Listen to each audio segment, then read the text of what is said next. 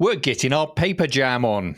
All this and more coming up on This Week in Retro. High-resolution color graphics. This land of high technology. The revolution in technology that made the information age possible. Those kids are not afraid of computers. Zed's dead, baby.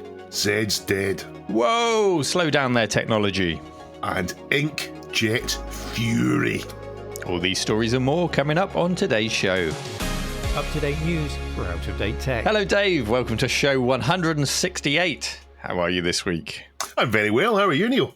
I'm very well. Another busy week, but I've had a really enjoyable week doing things that I think really represent well what happens at the mill. As well, of course, top of that tree is recording This Week in Retro. That's always the priority every week, yep. Dave. Yep. And then below that, Richard's been working on the computer space replica. So episode 1 of that went out on the Arcade Archive a couple of weeks back. And this is our attempt to 3D print and create a one-to-one scale replica of the first commercial arcade game. And I've been watching Richard and helping him sand, watching him paint. And now he's doing the resin. I don't think I can say all this because will it be out? No, it won't be out by the time this show goes out. But basically, he's doing all of the things that are making this now look like the real fiberglass thing from back in the day. So he's been working on that. I've been working on what will be out by the time the show goes out, which is the Commodore PC-20 restoration, which you'll remember came in last year, covered in bird poo, rotting from the inside out. And we've worked with Chrissy, Rob, and Ian at the Board Folk to trace and recreate that original motherboard and build a brand new motherboard to restore this system. So I think between those two projects this week, it really represents what we're trying to do in the name of preservation, where we can't preserve, recreation, and preservation of the experience to then share with people that come and visit. So it's been a really sort of satisfying week in that way to work on all those things. I've enjoyed it. Well done. And the first people that will get to try computer space will be this Sunday when we've got the patron day at the cave. Is it that near to finished? If all goes well this week with the finishing touches, it will be finished, and anyone that wants to be recorded playing it for the final episode, Castardo style, we'll capture them. Castardo, well, he'll be there on Sunday, so yeah, we'll have to get Castardo's reaction. Is he going to be a thumbnail again? Surely. He's a man of infinite thumbnails, Castardo. For those who don't know, he appeared in the what was the Nintendo thing? The Nintendo it wasn't the Play Choice. It was the kiosk. I can't remember. Yeah, the kiosk one. Yeah, and someone accused it of being a needlessly clickbait thumbnail. In fact, that was the real Castardo. It was looking shocked and amazed. So we'll get some more shots like that, and he instantly became a meme and a sticker on the Discord server. Thanks, Castardo. Looking forward to seeing you on Sunday. Anyway, what have you been up to this week, Dave? You haven't spoken of pinball of late. Is that obsession behind you now? I have. I did speak to Final Fight, who I've bought the pinball table from. He's arranging for Martin to pick it up, and he says it'll be a few weeks before Martin is in Scotland. So I'm patiently waiting in that. I'm in no particular rush. What I have got though is some new big box games. Oh, so what have we got there? From Polyplay in Germany, but they're in English. So we have The Curse of Rabenstein, Tristram Island, and The Ghosts of Blackwood Manor. And they're all Amstrad CPC new disc games. So there's an Amstrad CPC 3-inch disc in there. And if you look at two of them, do they look like familiar box styles to you? Well, they look very Infocom-like. It's hard to see because your camera's breaking up a bit, so I'll have to watch back at the proper recording. Yeah. But yeah, I can, even in that blurry state, I can make out Infocom style. Yeah, so they've gone after the Infocom style. So if you look at, for example, Hitchhiker's Guide to the Galaxy here, they've gone after that style, which it just makes it feel a little bit more authentic. So these are games for my CPC. They're all adventure games, all text adventures. So I'm looking forward to playing those when I find some clear headspace where I won't be thinking about all the other things going on in my life instead. Yeah, I think some of those might come up in the Q&A later that we're doing for the This Week in Retro patrons. Yeah. We'll record that after today's show. Yep. Pure text adventures or any images in there? There are some images in them, but it's not quite. It's not even like King's Quest where it matters where you are on the screen. It's just typing with a few images to help you. Mystery House style, Set off your imagination. The final use of the Commodore PC-20 was text adventures because while it's capable of CGA, I've got this gorgeous Commodore, I think it's a 1402 or 1401 display, which is monochrome, and it sits beautifully on the case, and as the screen updates, the text scrolls, it just glows beautifully, just fades very slowly compared to other screens, so it almost looks like an effect you'd see on a movie or something, but it's genuine phosphor. You mentioned it's monochrome. What colour of monochrome? Oh, just black and white. Yeah, right, yeah. It's not an amber one or anything. Yeah, that would be amber. The PCW that I've got is green, but I think amber is the amber's the best colour. Maybe I could put like an amber cellophane over the screen or something. Anyway, that's my week. That's your week, unless you've got anything else to add, Dave. No, not this week. No. Shall we get straight into it? We will. Although nice Atari T-shirt today, I must add. Have you played your Atari today? Have you played your Atari to Dave? Let's go into story one. Pulp Fiction had loads of iconic lines, and Zed's dead is one of them. Why is it not Z's dead if it's from the USA? And does this mean it's okay to say Z instead of Z when talking about some US stuff? I'm going to do it and no one can stop me. You're an idiot. Yeah, thank you. As you may have heard, the Z80 processor is being discontinued. So that's the Zilog one, not the Zlog one. A quick history on it. It was thought up by Federico Fagin in 1974. He'd left Intel disillusioned with how they did things. First working samples in 1976 and on sale in July 1976. This was the project that started Zilog from a startup, and within 2 years of the Z80, they had 1,000 employees and their own chip fabrication factory. So it was an instant success. He wanted to stay at Intel, but they wouldn't let him work for more. Oh, no. That's quite clever, at least. Thank you. Carry on. Wikipedia says, although used in that role, the Z80 also became one of the most widely used CPUs and in desktop computers and home computers from the 1970s to the mid-1980s. And I'm going to say it was still clearly very widely used beyond the mid-80s in home computers. Many of them were launched in after 1985, featuring the Z80, presumably because it was low cost and it was good enough. Yeah, now I've seen this story doing the rounds, but there's one headline that stood out for me, one article about the retirement of the Z80. It uses the headline, "The processor used in Pac-Man is being discontinued." Talk about downplaying it. The processor used in Pac-Man. Come on. I know. Now, since I don't know the technical side of it all, I asked someone who does, my friend Stephen, who's also known as Terrible Fire. And he knows his onions when it comes to CPUs. And he says, although the 6502 beat the Z80 to market by a year, and we were only talking about the 6502 a couple of weeks ago, the actual intended competitor for the Z80 was the Intel 8080. And in fact, the Z80 was designed to be binary compatible with the 8080. So that means that code written for Intel CPU would work on the Z80 too. And it meant things like the CPM operating system and even Intel's own PLM compiler. He also told me if not for terrible mistakes with fabrication, it would have come out nearly a year earlier.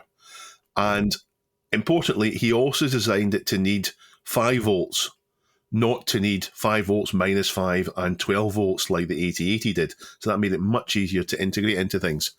There's an advert I've put then, which hopefully Duncan can show on the screen, which shows the advertising for the Z80 went directly against the 8080, showing all the things that were better about it.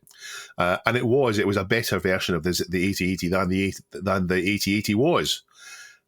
he actually made it with some copy protection traps in it. So I didn't realise this, but in order to make it difficult to copy, because apparently Japanese chip fabrication, it was common to take a chip and do your own knockoff of it, he put these traps in the silicon. So I don't quite understand that, but very clever all the same. I'd like to know more about that. That sounds fun. Yeah. And it was only possible because Exxon funded it. So Exxon, the oil company. So during the oil crisis in the 70s, few companies had lots of money around. Of course, Exxon did. And they were silently behind the scenes acquiring companies to take on IBM. Now, I won't go into it today, but he fought and fought. Eventually, he left Zilog to go on to other things in the 80s. And because of all that, the Z80 failed to be succeeded by something else, which would have replaced the 8086 as the 16-bit CPU in IBM machines had things going better. The Z800, the Z8000, the Z80000 might have had the level of success the Z80 had in 16-bit machines, perhaps, or 32-bit machines as well. Yeah, I've come across the Z8000 or 8001 in the prototype Commodore 900 machine that's floating around the cave. But by that point, it was all about the 8086, and it was all about Motorola's 68000 fighting it out at that point. There wasn't really any...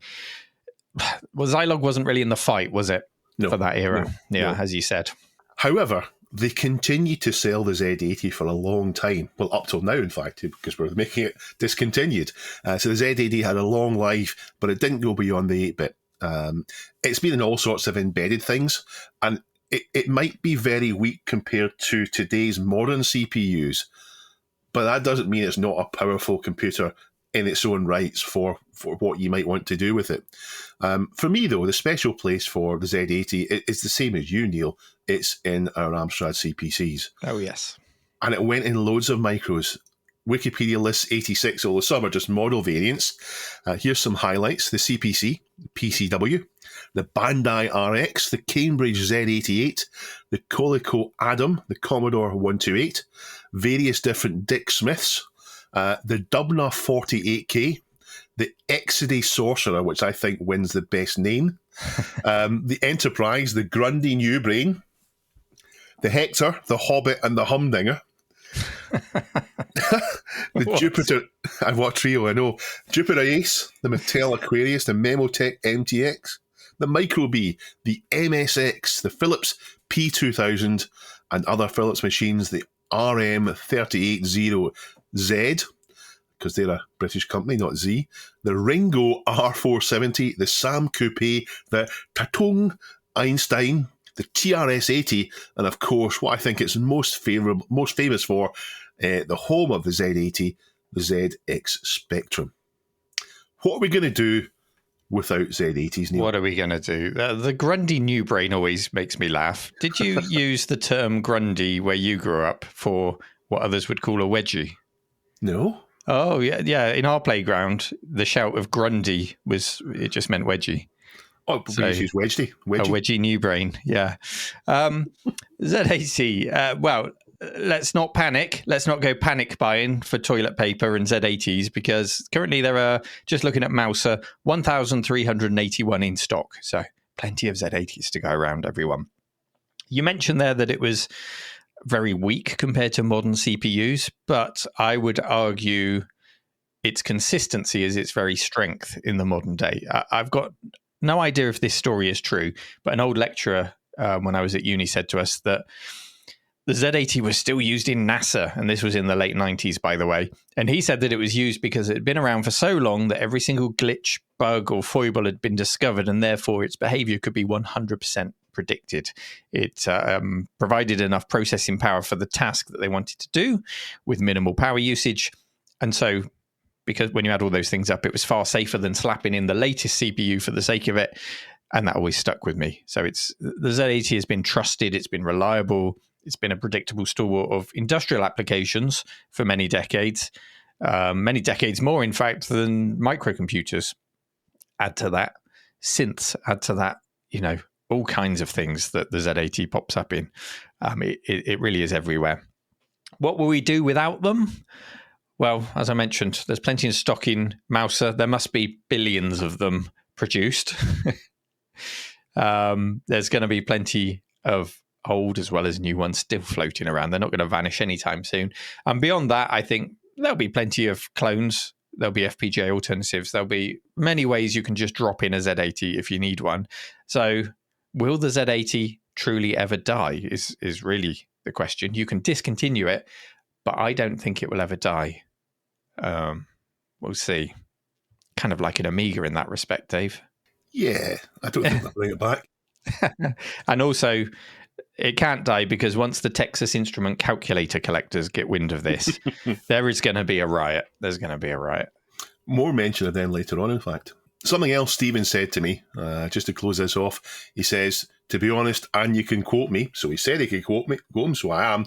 I've been chatting to a pal here in Glasgow about just straight etching Z80s onto silicon. The tech is available, it's just the chemicals are nasty. So he's going to make his own Z80s. That's how ridiculously talented he is. Can you do that in bulk at home? Surely that's just going to be a small run. Small run, yeah. It is a small run. And I don't think he'll end up doing it because I don't think these will ever vanish. You can still buy things like Yamaha sound chips that we use in these old computers, and they haven't made, as far as I know, for a very long time. There's just enough of them around. So there's going to be machines, if the price of the Z80 goes up, then when they're recycling these old, anything it is, old tills, old point of sale, old embedded devices, they'll take the Z80s out and sell them. So I think they'll still be around. Yeah, and just think about, like you said, the sound chip. Think about the other things that people have reproduced. People have gone to the lengths, for example, of reverse engineering and creating new ULAs for a ZX Spectrum. Now, if they're going to go to those lengths, they're going to knock out Z80s, surely. Yeah. So I don't think it's wise that we all go and get ourselves 20 or 30 Z80s just in case. I think if you want a Z80, maybe the best time to buy it is in 2 years' time, once people start to realise, wish I hadn't bought 20 of these, everyone else has got 20. Yeah, current price for reference on Mouser, if you're buying one, £7.65. If you're buying 100, £5.77. Maybe we'll come back to that one day. They're going for £1,000 each, Dave. What do you reckon? Yeah, and I'll look like a right idiot, but I don't think it'll happen. Z80 is the new Bitcoin. We are sponsored, thank you very much, by Pixel Addict Magazine. What's Pixel Addict Magazine? Well, it's a magazine about pixels, for addicts of pixels, pretty much covering the kind of things that we cover here. Anything to do with retro, it's a retro lifestyle magazine. So that doesn't necessarily just mean microcomputers. It means the whole culture around it, the people, the places, all in one convenient daily magazine, Dave. Daily. It comes out every day, doesn't it? Yeah, every day. Every day of the week. 800 pages a day. Yeah. Twice in a Saturday. Yes. Yeah.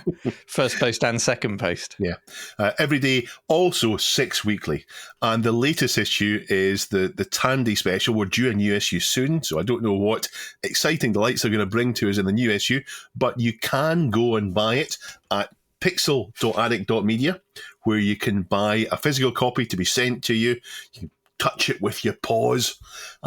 You can have a PDF. You can take out a subscription. You can renew your subscription now. Thank you very much for sponsoring us, pixeladdict.media.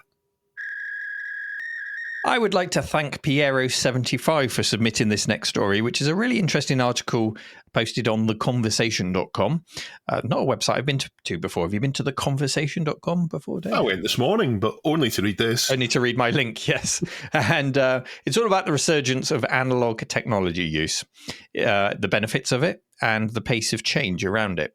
Now, in it, authors Michael Beverland and Gianna Eckhart explore this through, first of all, through vinyl record purchasing habits, which have been on the rise for some time. We've discussed it on the show before, but just because it comes up, here's some interesting facts for you, Dave.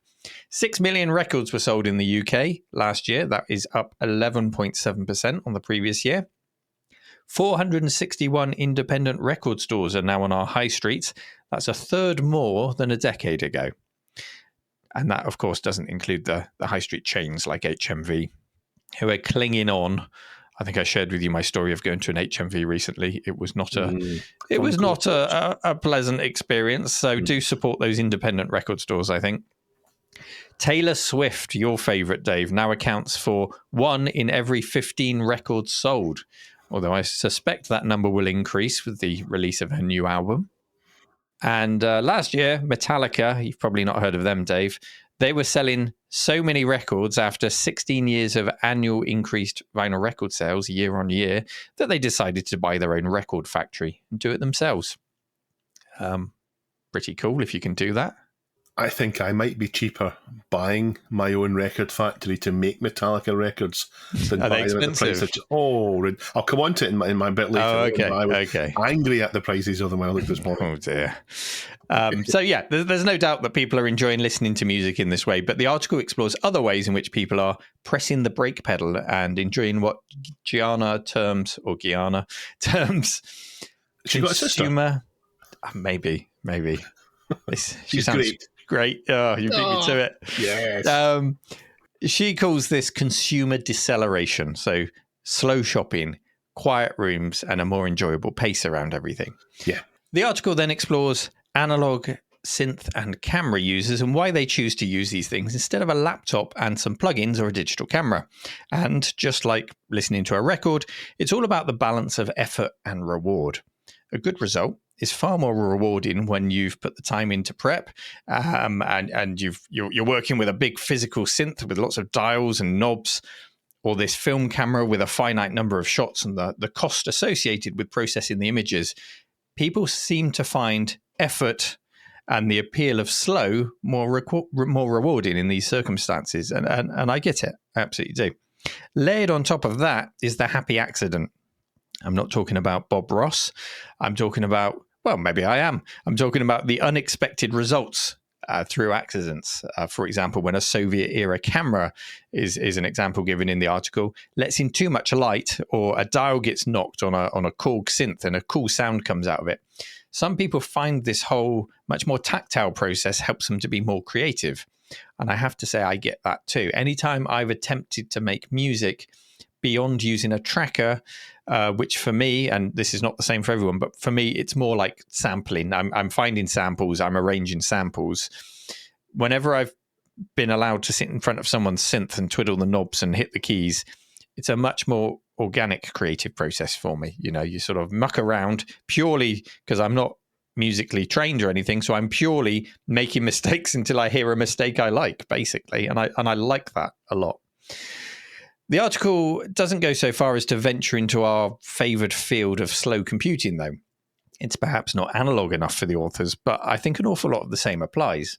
We pine, for example, for physical media, and we delight at the chance to buy a physical game. Magazines, like what, Dave? Like what magazine?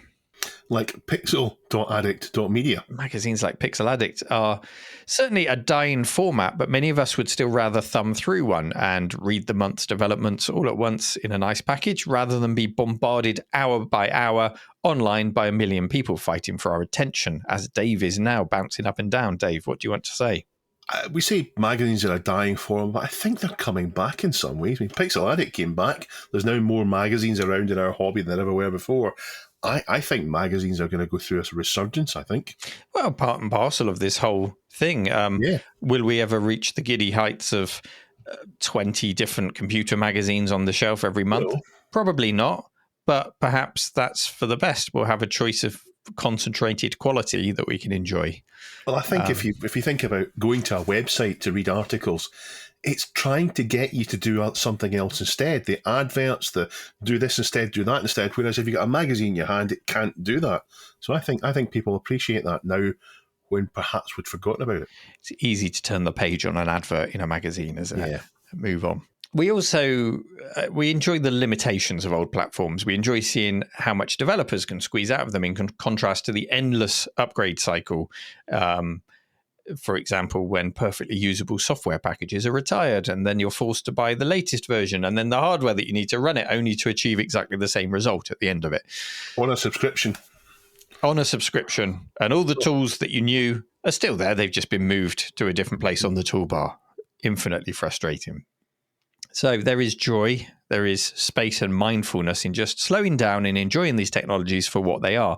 And to some, what they are is better than their modern counterparts. not all, but to some, for example, fashion magazines, some of them now, and fashion companies are leaning towards people that use old cameras because they give a different look to the picture that they seem to enjoy more at the moment. Is that a current fashion? Is that a current trend? Or is that a long-term thing related to the skill involved or the time taken in framing the shot with something that costs more? I don't know. But that's just a thing that's happening. Also quoted in the article. One final quote from the article. It says, Phil Oakey, frontman of 80s synth pop pioneers The Human League, mentioned that a new analog moment was happening. And this was in an interview in 2011. Gianna says, we wondered if this increased interest in obsolete formats would be a passing fad or something more enduring.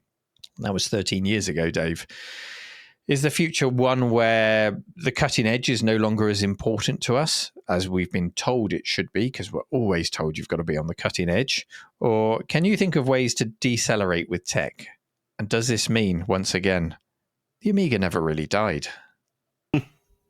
So, a bit of bubble bursting to start with here. I've read articles quoting that something like 50% of vinyl record buyers don't own a player. So they're not buying it to play the music on a record player. But then again, why are they buying it? They want to hold, to touch, and to see the music that they love. So they're buying it to have the physical thing, which is nearly the same thing as playing it on a record player. So I do understand it. We've had conversations on Discord where people have bought, for example, the Hoffman record from my shop and then said, can anyone recommend a record player? Yeah. So they just want the object, which is really nice. Yeah. Holding a record is nothing like buying it on iTunes or Amazon. I also think people will bounce back off the old tech.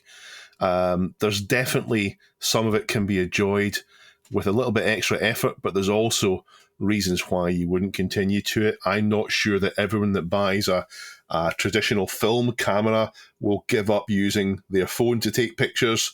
Maybe they'll use one or two films of it and then stop. But I think there's definitely people going back to it and then maybe not. They're not sticking with it. It comes to circumstances, doesn't it? Yeah. For example, if someone backed into you in the car park and pranged your car, you're going to get your phone out. You're not going to say, hang on a minute, let me get my Polaroid out. Yeah. Put a flash cube in. I have a record player, though. I bought 40 albums for it. In fact, I was complaining yesterday about the cost of albums. It's about 25 quid for a vinyl album, or about a third of that for a CD. And a CD is perhaps a halfway point between modern and vinyl? You still hold it in your hand. It's not as nice as a record. It's not as much effort. But you still hold it in your hand. You don't need to use a modern device for it. I do prefer records, though. Yeah, I mean, we were all at that point when CDs were around where vinyl records were just mum and dad's old hat, not interested. That's right. CD all the way. And I've got a huge collection of CDs. But something to do with the pace of modern life that's driven me to vinyl records and enjoying that experience. I do prefer records overall, though, and I will stick with it. I just hope the price gap narrows. But I had a look at Metallica albums on Amazon, and I bought all their albums. I say all their albums, I mean all the good ones, before they went in a different direction. And I bought them all in CD, second-hand, no problems at all. They polished them so they worked fine. Cost me buttons. Metallica albums on Amazon are between £35 and £40 each new, and that's from Amazon. That's not someone scalping. That's what Metallica want you to pay for them. I'm sure I got all their albums for the price of one vinyl record. And those are single albums that made back when vinyl records dictated the length of albums. So you'll notice sometimes when you buy an album on vinyl, it'll come in two records, and that's because it was made in the CD era where they wanted to have 70 minutes on the record, whereas if it was made in the vinyl album era, it's a shorter album to make sure it fits in one sheet of wax. Do you want to know how much Taylor Swift's latest record is? How much is it? It's £44.97 on Amazon for a vinyl record. And how much for a compact disc? Oh, I wonder if she actually does it. Surely they'll do compact £14.99. Yeah. So there's a £30 difference. £30 just to get a bit of cardboard. I think there's some scalping going on there from the producers of people who want the nice physical thing to hold. They're charging a real premium for it. Well, it certainly, it certainly costs more to produce a vinyl because this is a lower quantity thing and a more involved thing to produce than the bit of CD, bit of plastic 30 on a quid. CD. You made some vinyl records that cost 30 quid. $29.99 I sell the double record for. Did it cost you 30 quid to make it, though? Are you losing a penny a week? No, there's obviously a markup on that. So if they're selling the CD for 14 quid and the vinyl for 40, or they're adding 30 quid on for the vinyl, are they making extra profits there? Are they extracting more from people who want the vinyl? Yeah. In the quantity that someone like Taylor Swift is making them, yes. Yeah, there's going to be a big old markup on that. Yeah. It's just a shame that you have to pay that premium to get the extra thing, but that's the way it is. The Amiga, broadly speaking, did die, but that says more about us than it says about the Amiga. It says that almost all of us abandoned everything year by year. We were always chasing the new thing. Anything behind us was left behind before coming back to embrace it again. And I know not everybody did. I know a small number of people kept with it. But the reality is that you could barely give them away not so long ago, the Amigas. And now, of course, people have come back to it. So our love for the Amiga perhaps died. That's the way to put it. Before coming back to it and realizing, we don't need to be chasing the very newest thing all the time. As for ideas to decelerate with tech, I'm open to what our listeners suggest, but I've made myself a space in the house where I can read a book and listen to records without having to use a computer or a phone. I have an all-in-one 24-inch touchscreen thing that's angled like you would when reading a book or a magazine for reading magazines. That's a computer, Dave. Yeah, but it's so weak that I wouldn't use it on the internet. And as a rule, I've never used it to do anything other than reading magazines. Yeah. So I have to keep it as that. Next to it is a PCW, an Amstrad PCW. Nice. And I bought that with the intention of using it for Infocom Z engine type games, which lots of modern interaction fiction does. So there's a huge library of games I could play on that with a lovely... green screen. That's right. With the intention of, or have you actually got that set up? Because it feels like that's been sat there for quite some time. It's been sat there for a long time and I've not got around to it. Like other things, I've not got around to it yet. Time passes. I know. Where's just, can I stop things for, maybe if I stop the clock for 6 months and nothing else in the world changes, I'll catch up on everything. But the whole idea of that room is to do the things that I like, but to distance myself from phones and general internet, Discord, news, Reddit, all the rest of it. And I actually find when I do that, I find I get more from a couple of hours than I would do elsewhere. Yeah. So many distractions in the modern day. And I don't think we sound like a couple of moany old men when we talk about this. I think the proof that others feel the same is in things like the increased record sales and the way people like to decelerate their own experiences and focus on what they're doing. And I think it's going to happen more and more. It's not us complaining about the modern world so much as us saying, this is how I deal with my own shortcomings when it comes to attention span and concentration and relaxation and mindfulness. It's all about how I deal with myself, not about me complaining that technology is getting it wrong. Yeah, and maybe the source of some of those problems that we have, the lack of attention, comes from our adoption of technology in the past. Yeah. But now we're at a point where we say, okay, how do we use this technology to live our best lives, if you like? Yeah. We'll end with a review, Dave, and this is a little game called Taylor Swift Review or This Week in Retro Review. It says, I was extremely disappointed to learn how bad the language was. Purchased for my young daughter. There was no warning. Lots of F-bombs in here. Oh, One star. Oh, no, it's not us. We would never say that, would we, Duncan? You would bleep it out. Correct. That's Taylor Swift's new album. And someone else also says, the album did not state that it had explicit lyrics. I bought this for my niece and expected the explicit sticker, but it did not have one, so I thought it was clean. Oh, no, dear. Was that not a legal thing, or is that just a voluntary thing they do? I don't know. Yeah, that was quite iconic, wasn't it? Warning, explicit lyrics, the black and white sticker. It felt like it was marketing. Now that I think about it, that's, of course, Taylor Swift again. Yeah. Oh, there we go. We will come back to this a little later in our question of the week. So get thinking about the ways you like to decelerate in the modern world.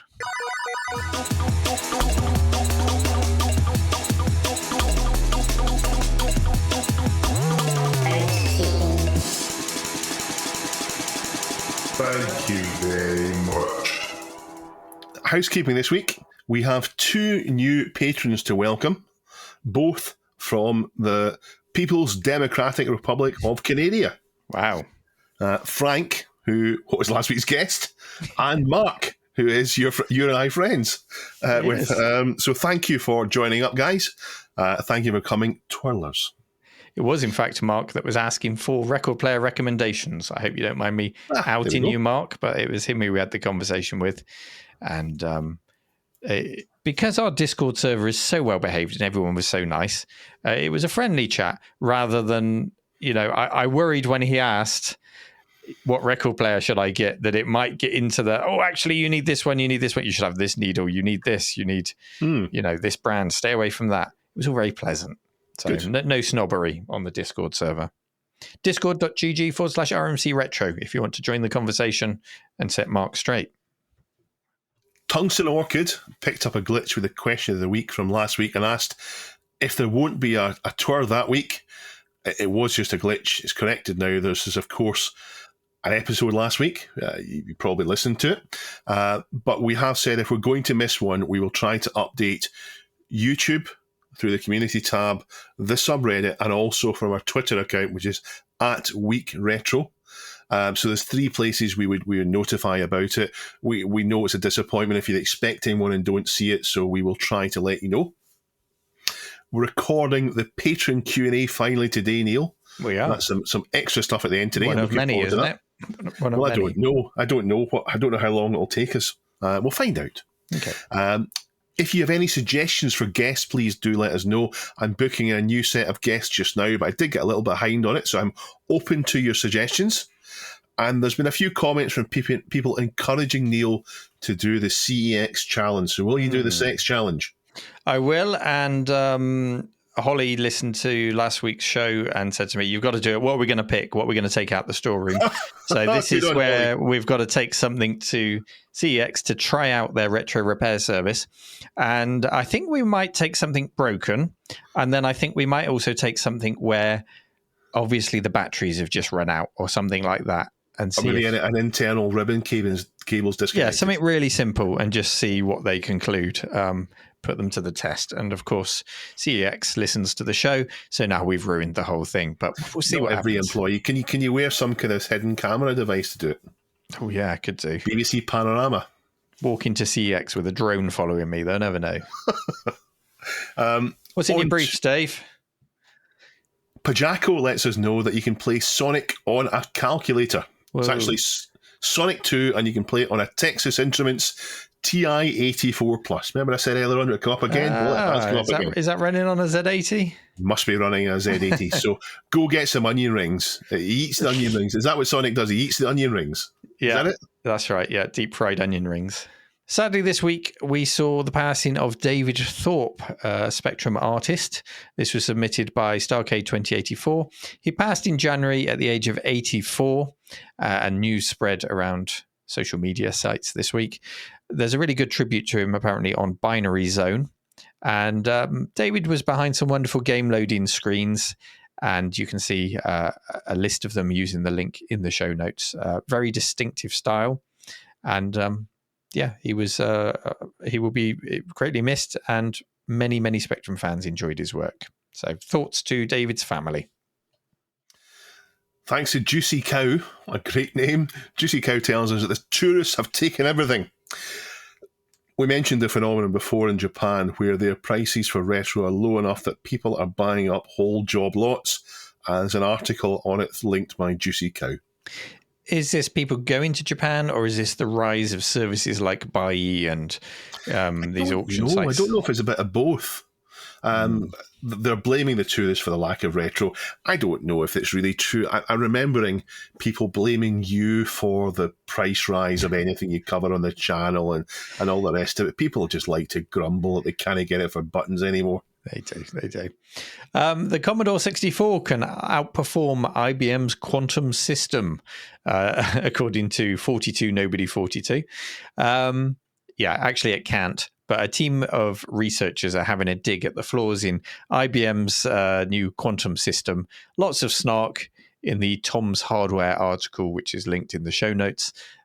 Just nice to see the Commodore 64. Is that the equivalent of Paul Logan stepping into the ring with Mike Tyson? The C64 against IBM's quantum system. Is Paul Logan going to fight Mike Tyson? Is it him or is it someone else? Is it Jake Logan? Jake, I don't know. I don't know. Someone's fighting Mike Tyson. Money has exchanged hands. Aye. You never know. The C64 might get a lucky swing. Dr. Local submits a link from Top Gear of all places, and they've got an article remembering Stunts, which is a 1990 16-bit driving simulator. No, we don't call it Stunts here. What do we call it? Well, the executable was still called Stunts, but in the UK it was called 4D Sports Driving. Complemented 4D Sports Boxing. But yeah, Stunts is what it's known as in the US. I knew hard driving better. And as they say themselves, Stunts is a game that could be generously described as inspired by classic arcade title Hard Driving, and less generously described as entirely robbed from it. Absolutely, it did. But for the home versions, it was the better game. Pajako tells us that a lost N64 game has been preserved online. The headline says it could have been Nintendo's answer to Tomb Raider. Rika, is that how we say it? It's R-I-Q-A. Rika? Not quite sure. The video contained in this article isn't available. The YouTube account has vanished, so perhaps Nintendo have been litigious again and got it removed. But it just adds to the mystery. I want to see what that is now. What was Nintendo's answer to Tomb Raider? Dr. Local submits an article that I didn't write. I promise I didn't write it, even though it's exactly my thoughts. 5 reasons why now is the best time to play retro DOS games. And I wish I'd picked it as a story now. There's an appeal coming from the Peek and Poke Museum in Croatia. They're asking, do you have a PSX or a special edition coloured PlayStation console? This is the original PlayStation console, because they are putting together an exhibition celebrating 30 years of the PlayStation, and they'd like to display all of the special editions together in one place. They're offering to cover postage and insurance both ways if you're willing to let them borrow your PlayStation for the duration of the exhibition. Details are on the subreddit, and our very own Jason from the Dev Den is our go-between, because his wife's family's from Croatia, so they regularly visit, and he's got good contacts there with the museum, so he can help if you've got any questions. But look around you. Do you have a special edition one, and are you willing to allow Peek and Poke to display it to the public? Let us know. And then one final story in your briefs, Dave, comes from Dr. Local. Golden Axe has been picked for a TV show. I have a feeling we might talk about this in future when we get to see what it's all about. No, don't have to watch it. Coming from the same people that work on Rick and Morty and Star Trek Lower Decks, so expect plenty of good humour in this. I don't think they could do Golden Axe without lots of kicking of elves and good humour. So we'll see what comes out of this. It'll be all Gen Z. Gen Z. Oh, come on, Dave. There'll be references. That happen? Oh, no. Save me from it. It'll ruin the games for me. There's loads more, but breaking news. As we are recording, we have a new twirler. So thank you very much, Matt, for signing up. It didn't escape our notice. You did it as we were talking. Yeah, thank you. Where can people go and see the stories, Neil? Reddit.com/This Week in Retro. If you'd like to become an official twirler and support the show, head to patreon.com/This Week in Retro. If you'd like to buy the official mug of the show, rmcretro.store. And if you'd like to pop round and see Dave, his address is... I couldn't resist talking about printers. And I don't understand the attraction, really, but it's there for me too. I'm attracted to these horrible objects. Our friend Clint, who is LGR on YouTube, has a new video out calling I bought a 25-year-old printer and regret everything. And everything is in capital letters. Everything. So I don't like to completely spoil videos we talk about here, especially as we don't really talk about the videos, or we're not constrained to that. We're using as a bit of a springboard, but I don't think I need to disguise that it ended badly for Clint. Now, he has printers. He has that lovely dot matrix that he's used in the past to print cool crab banners, but he said he didn't have a period correct looking standard inkjet printer, the type of thing you get for cheap along with your Gateway 2000 or your Packard Bell or your whatever Comet were selling, the cheapest computer at the time. Comet, not Comet. Your £10 Lexmark printer with £40 inks.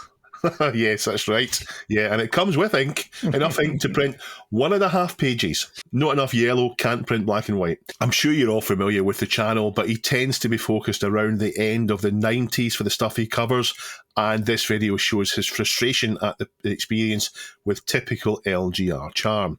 So thank you for Squelch411 for submitting this with the comment, Neil loves printers. He told us, all hail Neil. I barely use printers these days, usually just to print an address label, and even now Royal Mail offer to bring the label. Is that because home printers are fading away and people maybe not have as many as they used to? I know if you're sending a parcel through a parcel shop, they're offered to do it for you, so just turn up with your parcel and they'll print off the label in the shop. Other than the odd form that needs to be printed, or if it really needs a formal letter of complaint, is best done by post. I have an inkjet on the network. I bought it in 2011. It's worked flawlessly ever since I bought it, and it was dirt cheap too. I think my experience is unique because I know my brother has taken a dozen to the dump over that time, and I'm forever having to sort out my dad's. But it's not the only one I own. Like Clint, I went a bit mad and bought a 90s printer. This was an A3 printer, so I'm not sure if that size is used in the USA. The closest I can find is called Tabloid. So it's a big printer. I never used it. It's up my loft, and maybe when I have enough space, I'll connect it up. But if I tend to have any more space, I just buy more big box games. Neil, do you hate printers? Do you love printers? You're told that we've said Squelch says you love them. I like printers. A3 for our American friends is about 16 by 12 inches, around about that sort of size. I think 16 by 12 will be the standard over there.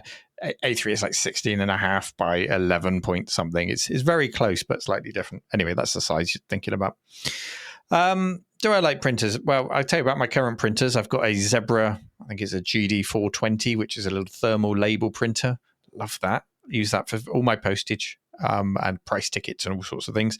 And then I've got an Epson something or other, which tells you a lot about how I think about printers in the modern day. It's a something or other. Can't remember what model it is. It's got an eco tank, which I really like because you get like a big bottle. It's like a baby bottle of ink that you tip up and you put in and you leave it there while it glugs down in.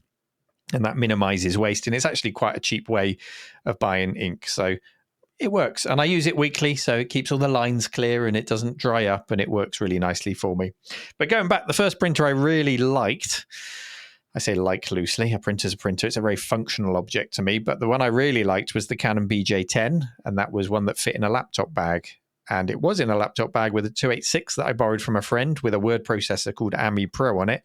So the sheer joy of taking a laptop out of bag, a printer out of bag, setting it up on a table wherever, a completely portable setup, and then prints actually coming out that looked like something on the screen rather than a dot matrix with its set fonts that you could have. This was amazing. This was a revelation to me. So I enjoyed that. Dot matrix always just kind of annoyed me, but this bubble jet was something else. So that was really nice. I do use my printer a lot, mostly now for museum signage. That's the purpose. I can't remember the last time I wrote a letter and printed it off or anything like that. It's museum signage, and it's printing the visitor list so that we've got that, because when visitors arrive at the museum, I don't want to be relying on technology at the time when they come in, because the last thing I want is for frustration being their first thing that they get when they come to the cave. They can't find their e-ticket, or we can't find their name, or, the Wi-Fi goes down or whatever. I just like to have a printed list and go through that, and then there's no problems. Dave? Yeah, I think what you mean is you have a list of everyone coming, so you can ask them their name.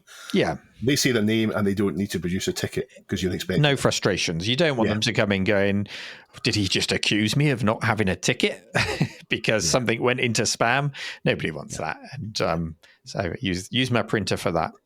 And it does fit the ethos of the whole cave experience, which is as soon as you walk in, it's incredibly relaxing. Yeah, it's inviting. Such a nice place to be. Yeah, that's how it should be. Is there a future, though, where printers don't exist, Dave? I personally think we are a long way off that happening. If I really need to understand the manual for something, for example, I'll print it off. If I've got something I really need to do, I'll print it off because it's not the same as reading on a screen. As of yet, maybe we'll all have these Star Trek-like devices, these electronic ink devices where we can pick up which will be whichever bit of paper we need them to be at that time. But I don't think people want them yet, and the cost is huge. The screens aren't quite as good. They're easy to damage. We're miles away from that yet. Give me a ring binder with 300 pages of e-ink pages and a USB port, and I can just, or even Wi-Fi, and I can just say, upload to my binder this report, walk away and read it with a cup of tea. Yeah. It's not impossible in the future, but we're certainly not living in that future right now. You just need a ring binder that opens up, and you don't need 300 pages in it, but you need to be able to see where you are in the book and quickly move through the pages as if it was 300 pages. No, I want to flick through physical e-ink pages, and I want to be able to use a stylus to circle things and write on things, and then save that back to my computer. And then if I ever want to read it again in a ring binder, spit it out with all of my annotations on there as well. What if what you want to do only has 50 pages? What if it has 450? Well, then AI can flesh it out for me. Hey, that's the future, Dave. Get a typewriter, Neil. Get a typewriter. Yeah, get a typewriter. I'm going to decelerate and get a typewriter to write out all the guest names. But yeah, printers. Get back on topic, Dave. I did speak to Clint about his video, and we always ask people if it's okay to use a little bit of footage from their videos as in the background when we're talking for the YouTube version. Of course, he says, sure, man, feel free to use anything you need. And he says, haha, man, I was so royally after filming that. I truly was ready to move on to doing literally anything else. The sheer quantity of swearing in the raw footage. And Clint's video has done exceptionally well. I think it might even be on course to beat his Dune retrospective, which was a fantastic video that did really well because of the launch. And he says, I'm also shocked at the response. Over 4,500 comments is absurd. And this is only 2 days after it's released. But I guess it really is a universal experience. And he's right. Yeah. Everybody our age must have had a fight with a printer. Yeah, everyone knows what it's like to be frustrated by a printer. Share the experience. Brilliant video. Time now for our community question of the week. So last week's question, which Dave, is contest mode working again, or is that broken? I've just taken us out of contest mode. Us out of contest mode. Good. So our question last week was, what do you wish that you'd fixed but you threw away? What was it? Why didn't you fix it? And what did you do with it? Nice, simple question. Dave, do you want to go first? Yeah, let's go first. Happy Coding ZX says, I'm going to be a contrarian again, and he does like doing that, and say that given our hoarding tendencies, the question should have been, what piece of broken retro that have you kept for decades, hoping that someday you will learn to fix it? That's not the question. My answer is, I wonder if he's going to... Hang on, you can't just make your own questions up. That's not the question of the week.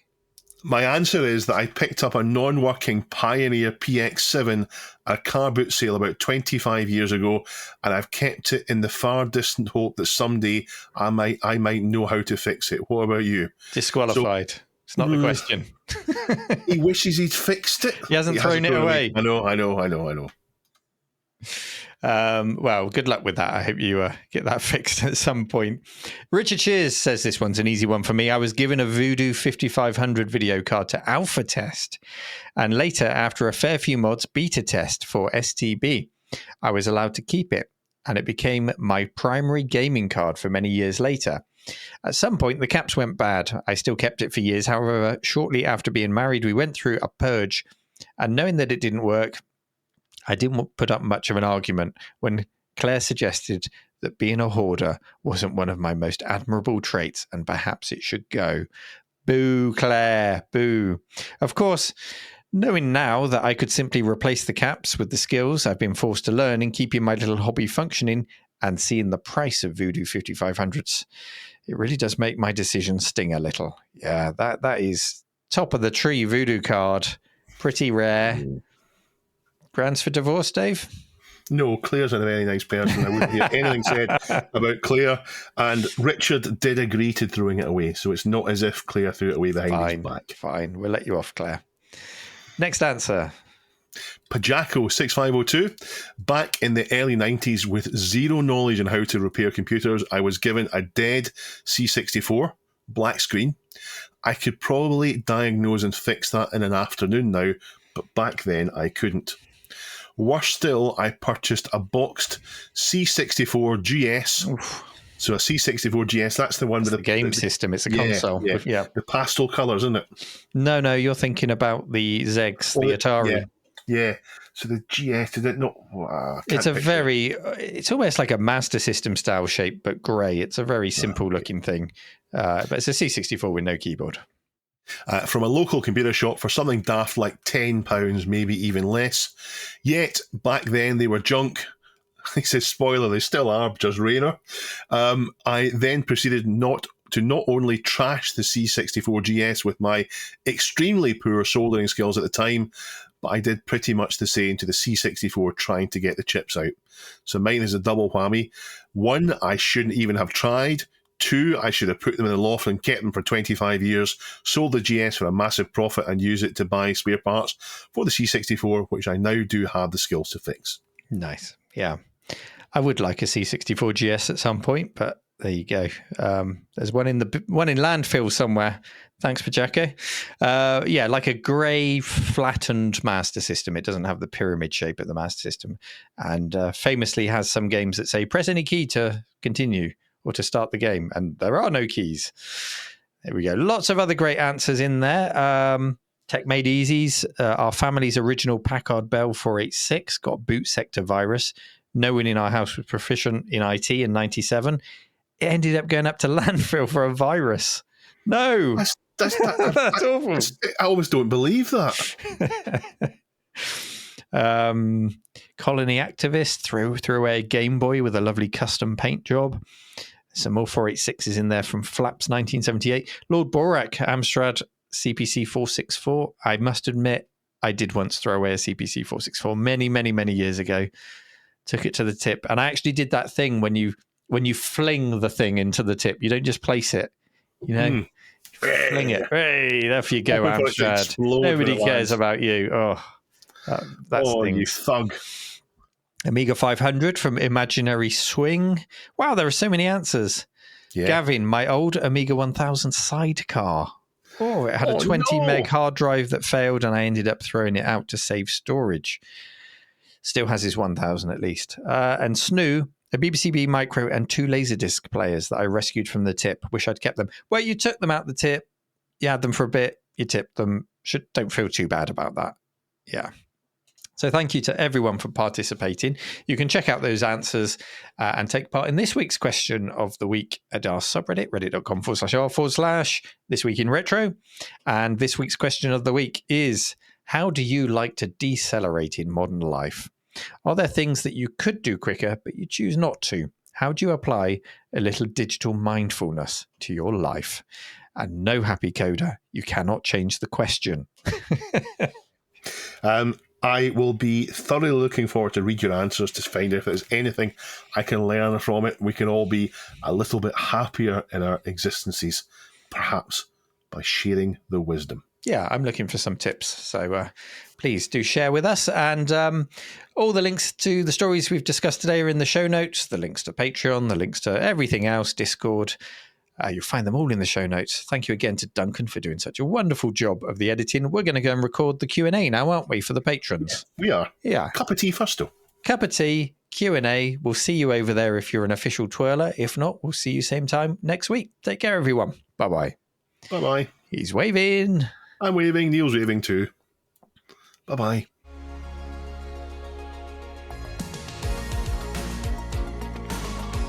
This Week in Retro was presented by Neil from RMC The Cave and Dave. It was produced by me, Duncan Styles. The podcast version of the show is available through your favourite podcaster, including Apple Podcasts and Spotify.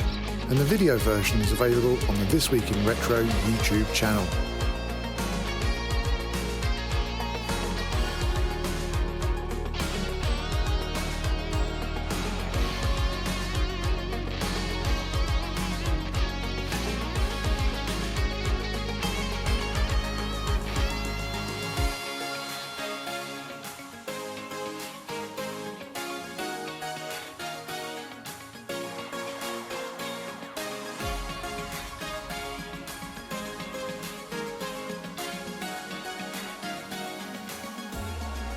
Join our community subreddit at r/This Week in Retro to suggest and vote on the stories we cover on the show.